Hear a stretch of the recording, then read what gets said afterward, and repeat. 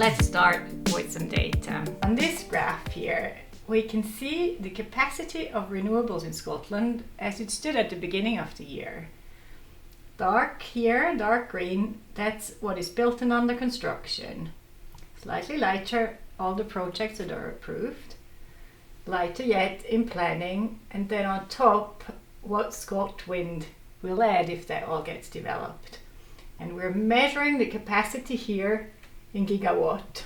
Next to it, we see bars in blue, and they represent the peak demand of electricity in Scotland. And we start here, the peak demand as it is now, just under 5, just under 4, not just around 4 actually. And then the predicted peak demand in 2030, 5 gigawatt, and the predicted peak demand in 2050, just under 10. Scotland is actually already supplying enough electricity for itself. So Scotland has reached net zero, the holy grail. But there is England. And yes, at the moment we're paying constraint payments, but the grid will get upgraded. So maybe it's true. Maybe we need to build more. In order to talk about the grid, we have to look at NESO. That's the National Energy System Operator. And that's a British body that has a lot of data on the electricity grid. They know how it works and they plan ahead. This here is where the big consumers are. And up here is where we produce a lot of electricity. So generally the electricity is flowing in this direction. Now all the capacity produced up here will have to pass all these pinch points along the way in order to get to a consumer. And they have a concept that they call boundaries. Now all these green lines are boundaries. And what they are is they represent areas in the grid where the capacity is limited. There is lots and lots and lots of areas in the UK where for some reason the grid is limited. This could be that there is only a small power line crossing it, or it could be that there is a substation that has a limit on it. But these limits exist, and that's where they stand just now. Some boundaries are more critical than others.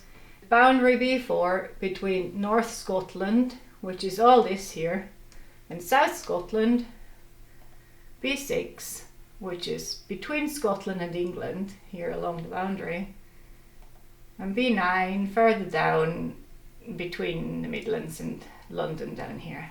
Everything above what we can use ourselves and what we can send south needs to be turned off, and developers get paid to turn off their electricity supply, and it's being paid by us, by the consumer.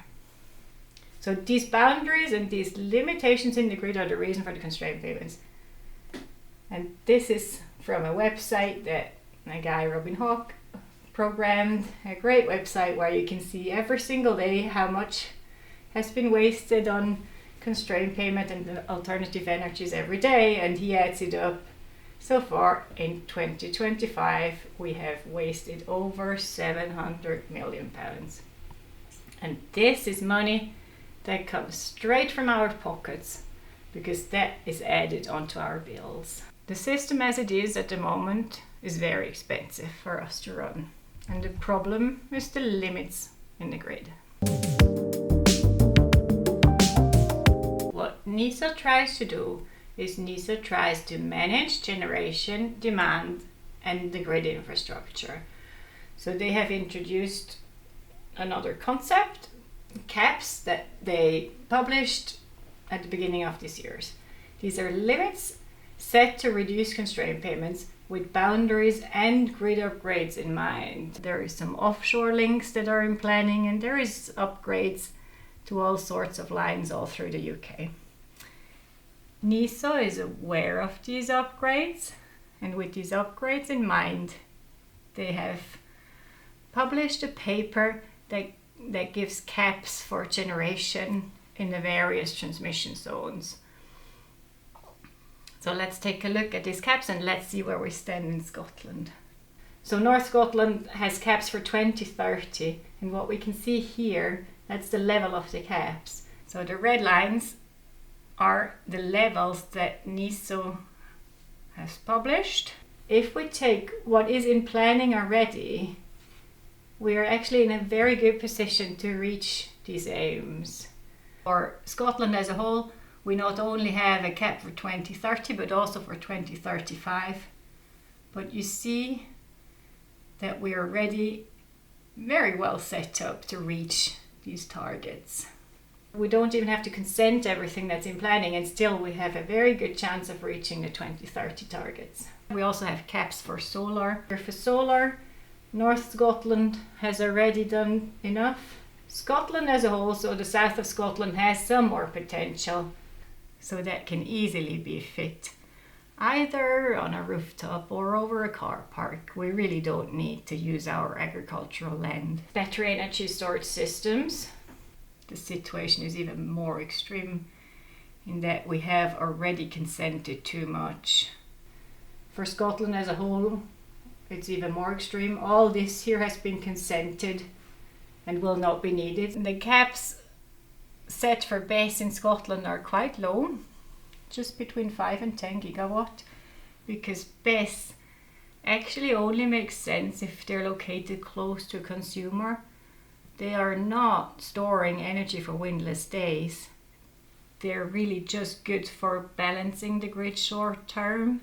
If we look at them all together, we can see that Scotland is in a great position to not only supply as much electricity as it needs itself, but also supply as much as the grid can take to England. So the important information here is NESO have published caps, and the caps are set so that the grid will be able to deal with the electricity that's generated.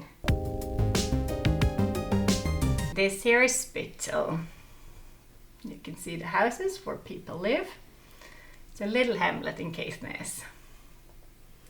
And if we zoom out, this is Spittal here. And around Spittal we have lots and lots of development. We have massive substations. Blue is built, green is consented, orange is in planning, and yellow is at scoping stage. On this map, built and consented, we have 2 gigawatt of onshore wind farms. Our existing pilot line and subsea link could actually support 2.4 gigawatt. So at the moment, we are actually able to export everything we produce. And yet, up here, the wind farms are constantly turned off. This here is always turned off, this one is always turned off, and this one is always turned off. So all the newer and bigger developments are constantly turned off and just receive constraint payments. The upgrades planned for the far north though, and that's the Spittal-Bewley overhead line and the Spittal-Peterhead subsea link, they will allow an additional 12 gigawatt of generation. In red, we have the NESO targets, the NESO caps for Scotland for 2030 and 2035. They're so close together that it's just one line here. This here is the level of development that makes sense, because everything that's built up to here can either be used in Scotland or it can be sent to England. There is a very large bar at the top in lilac. This is the additional capacity SSEN and SPEN are talking about. So if you read all their leaflets and look at all their documentation, and if you read all the newspaper articles, once in a while they give you a glimpse of what they're planning. And SSEN are talking about adding an additional 50 gigawatt to the north of Scotland. The capacity of the grid will be here for the next 10 years. It's not going to be able to deal with all this. So this bar here represents what is going on behind closed doors at the moment. This here is really where SSEN and SPEN are seeing us. And they invest in the development in the far north of Scotland and in the rural areas of Scotland, because here they get away with it.